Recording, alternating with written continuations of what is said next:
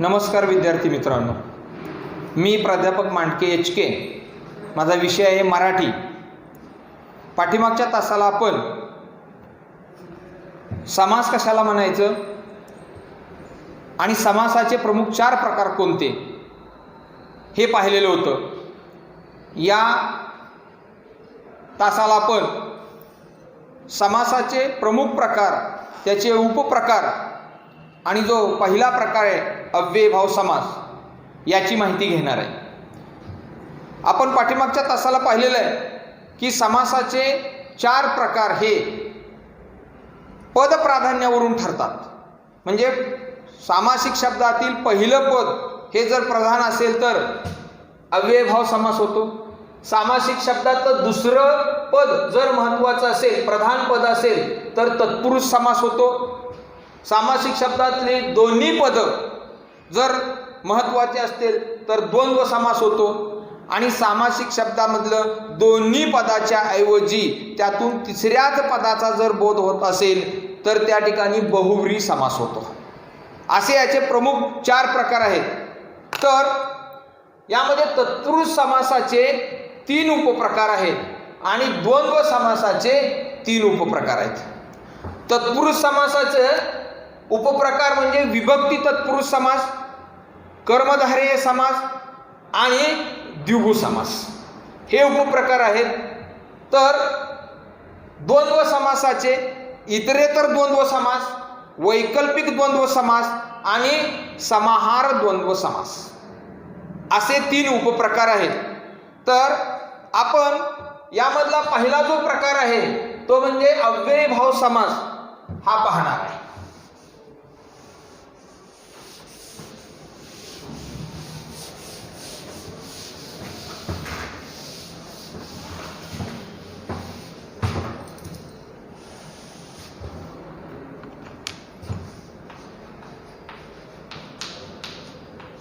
तीन वाक्य आपण या ठिकाणी घ्यायचे. पहिलं वाक्य आहे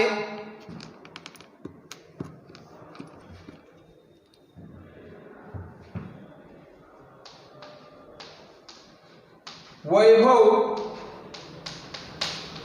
वर्गातील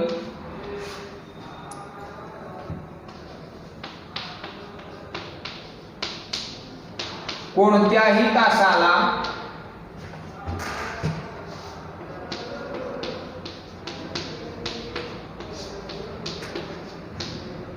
गैरहजर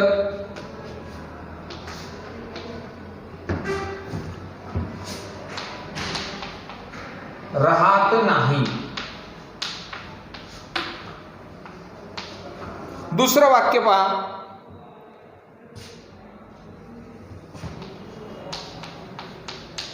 नागरिकांनी गरजू विद्यार्थ्यांना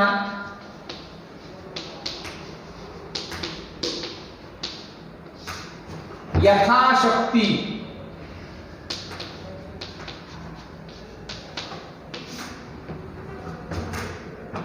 मदत करावी.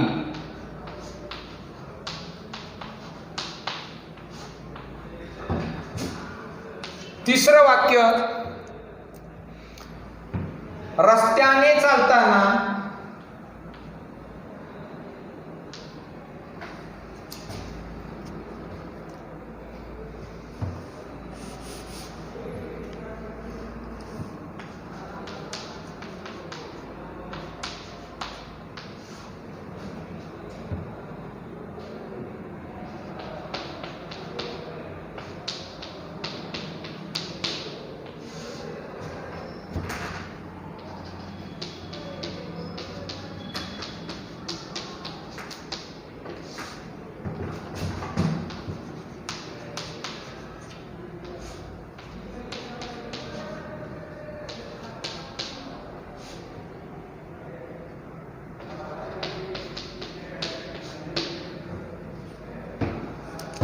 चालताना जागोजागी जाहिरातीचे फलक लावले होते.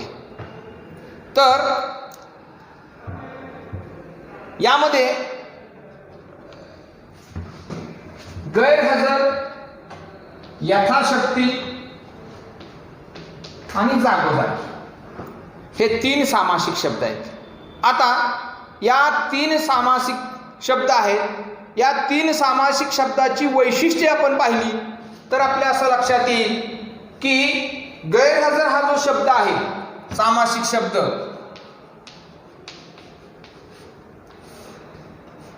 यामध्ये गैर असेल किंवा यथा शक्ती यामधला यथा असेल,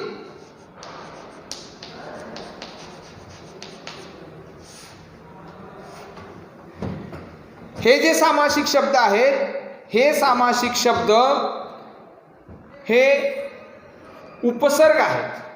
म्हणजे मूळ धातूला जोडून येणारे हे शब्द आहेत. हजर या शब्दाला गैर हा शब्द जोडून आलेला आहे म्हणजे तो उपसर्ग आहे. शक्ती याला यथा असा या ठिकाणी जोडून उपसर्ग आलेला आहे. तर मूळ धातूच्या अगोदर येणारे जे शब्द असतात किंवा अक्षर असतात जी जोडली जातात त्याला आपण उपसर्ग असं म्हटलेलं आहे. तर या 2 सामासिक शब्दामध्ये गैर आणि यथा हे उपसर्ग जोडलेले आहेत. आणि हे जे उपसर्ग आहेत हे उपसर्ग आपल्याला जेव्हा असे जोडलेले असतात तेव्हा म्हणजे ती अव्यय या ठिकाणी होतात. अव्यय म्हणजे ज्याच्यावरती वाक्यामध्ये कर्ता कर्म क्रियापद असेल किंवा वचन लिंग पुरुष याचा बदल झाल्यानंतर या शब्दावर कोणताही परिणाम होत नाही म्हणून याला आपण अव्यय असं म्हणतो. म्हणजे याचं वैशिष्ट्य या ठिकाणी असं आहे की या सामासिक शब्दामधलं पहिलं पद हे प्रधान आहे.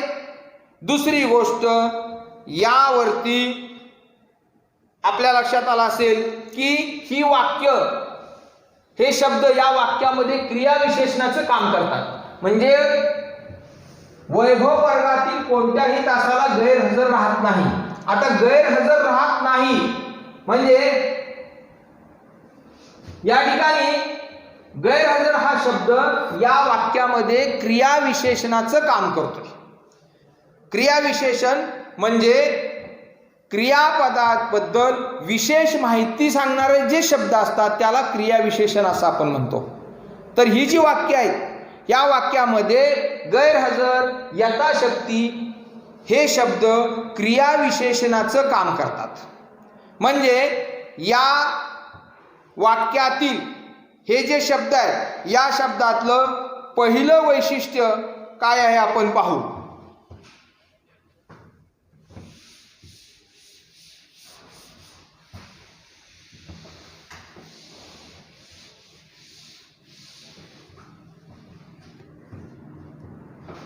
या वाक्यातले फक्त शब्दच आता घेऊ.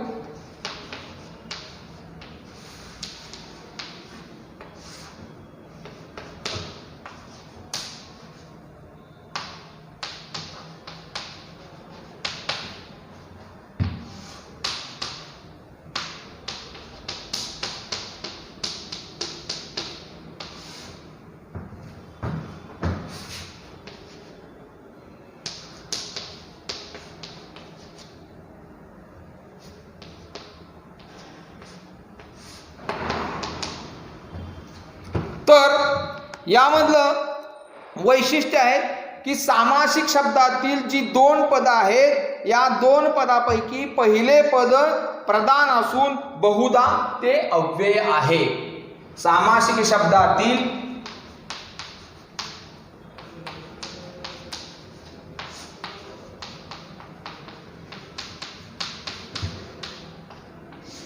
पहिले पद प्रधान म्हणजे महत्वाचे,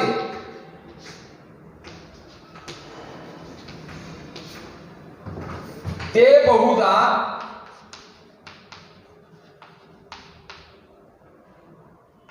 अव्यय आहे.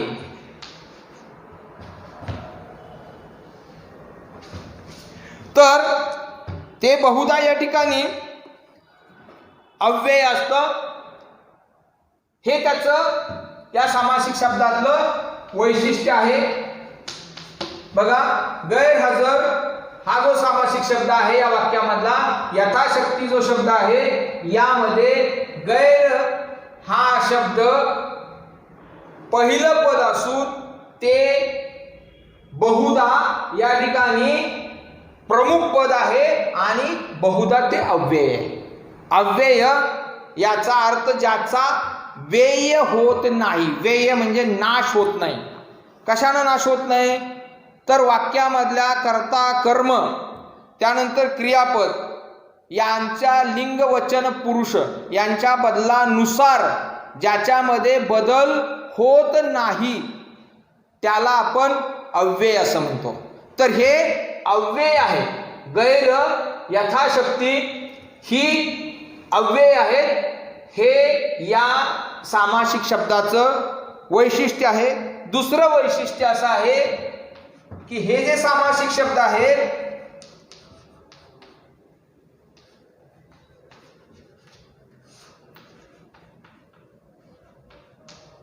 हे वाक्यामध्ये क्रियाविशेषणाचं काम करतात.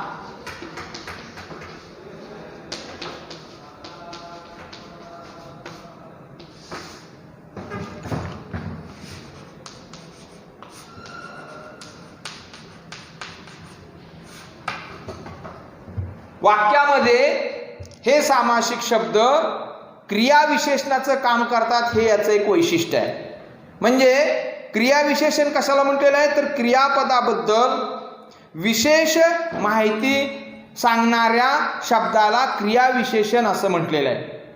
तर हे जे क्रियाविशेषण आहे हे क्रियाविशेषण त्या वाक्यामध्ये प्राधान्यानं आपल्याला दिसून येईल.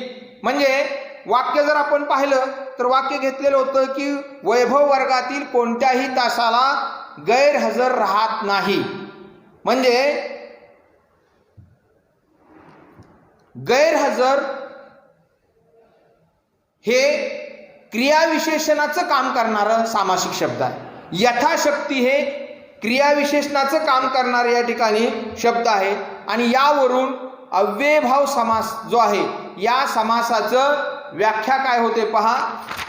ती अशी, जेव्हा समासातील पहिले पद बहुधा अव्यय असून ते महत्त्वाचे असते आणि या सामासिक शब्दाचा वापर वाक्यातील क्रियाविशेषणासारखा केला जातो तेव्हा अव्ययभाव समास होतो. पहा व्याख्या कशी होती. तर जेव्हा सामासिक शब्दातील पहिले पद प्रधान असून बहुधा ते अव्यय असते व या सामासिक शब्दाचा वापर वाक्यात क्रियाविशेषणासारखा केलेला असतो त्याला अव्ययभाव समास असं म्हटलेलं आहे.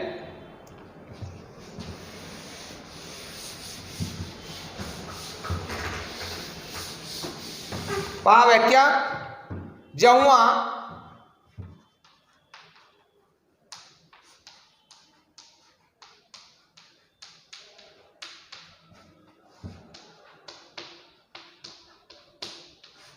पहिले पद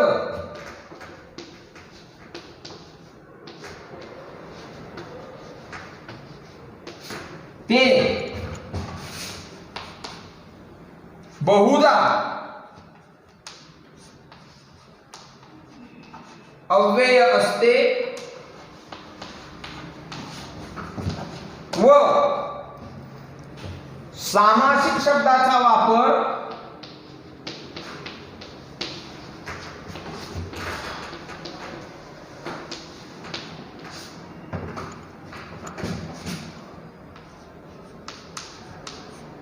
वाक्यात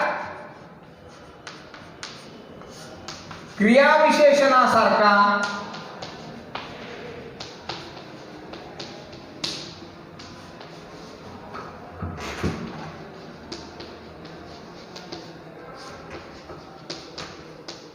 केला जातो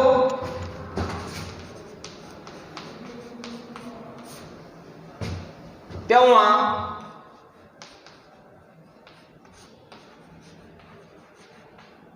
त्यास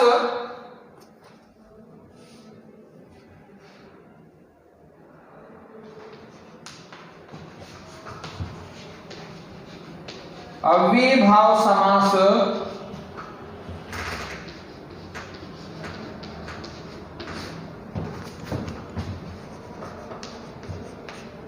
असे म्हणतात. ही अव्ययभाव समासाची या ठिकाणी व्याख्या झालेली आहे.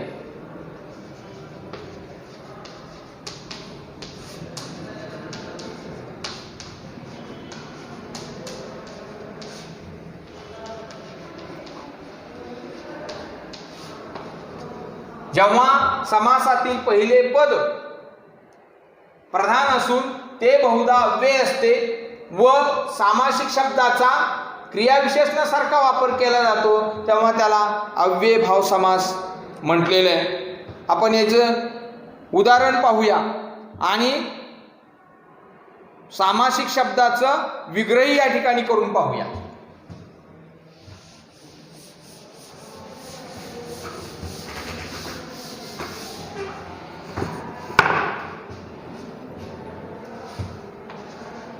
सामासिक शब्द आहे आजन्म. दुसरा सामासिक शब्द आहे प्रतिदिन.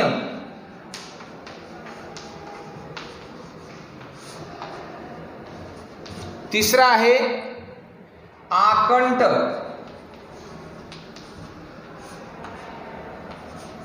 चौथा शब्द आहे दारोदार.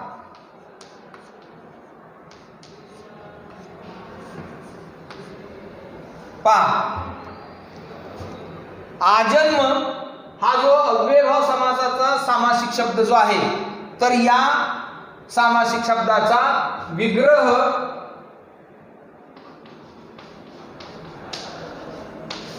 होतो जन्मापासून. प्रतिदिन याचा विग्रह केला जातो प्रत्येक दिवशी. आकंठ म्हणजे कंठापर्यंत.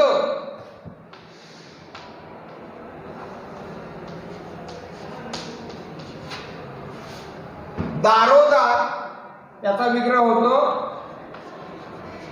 प्रत्येक दार.